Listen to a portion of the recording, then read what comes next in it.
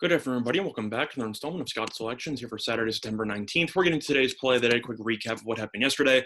We ended up suffering a tough loss in baseball as we ended up having the Indians at -1.5, which was available at -122. One ended up climbing up to roughly -136, even higher in some spots. And they allowed no runs, but they ended up winning 1-0. So we ended up picking up a loss there.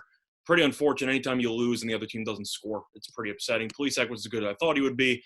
He's a fantastic pitcher.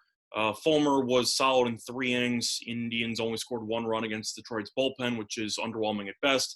And the Indians had a couple of guys on third base in several innings, and they were unable to cash them in with the exception of once, and we ended up picking up a loss there. But for today's play of the day, the reason why this video is coming out so late is that I didn't really like anything on the card. So I was waiting for one specific game to have lines released, and that will be taking place on Sunday. It's actually going to be a WNBA matchup between the Minnesota Lynx and the Seattle Storm, and the play that is going to be on the Seattle Storm -7, which is available on DraftKings at -114 at time recording of 1:38 p.m. Eastern Time.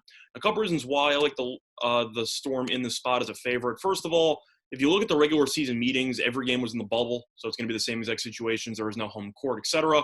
And the Lynx have absolutely been demolished in these 2 meetings by the Storm. Storm won the first meeting by 24. They won the second meeting by 15. The Storm have scored at least 90 points in each of the 2 meetings, so Minnesota has no answers defensively. They also allowed 79 points in their last game to Phoenix.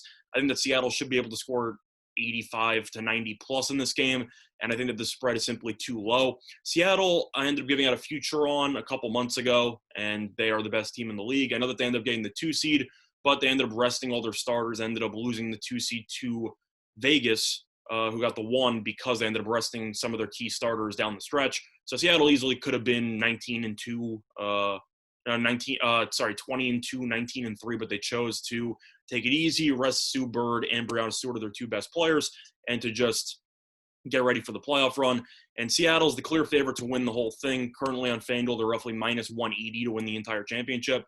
And at the end of the day, if they were able to beat this team in the regular season twice by at least 15 points, I find 7 being a way too small of a spread. I think this line will definitely climb probably around 8.5 or 9 by tip-off. But the issue I have with Minnesota is just defense.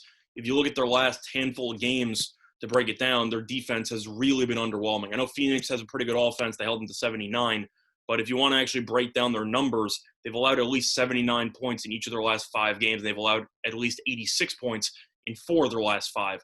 So defensively, this team has been an absolute mess. Seattle has a ton of weapons. They also have the former Defensive Player of the Year award winner on their team, so that can help out defensively. But at the end of the day, Stewart is too hard to handle. You also have Bird, who's one of the best point guards of all time in the league. And at the end of the day, I think Seattle's a different animal, which is why they're 180 to win it all. -180 to win it all, and I think that they should just roll through Minnesota in this first round. So the play of the day for Saturday, September 19th, is going to be on the Seattle Storm, -7, which is available at -114 on DraftKings. That's been the installment of Scott's Selections here for September 19th. Good luck to all of you and your respective bets today. Bye, everyone.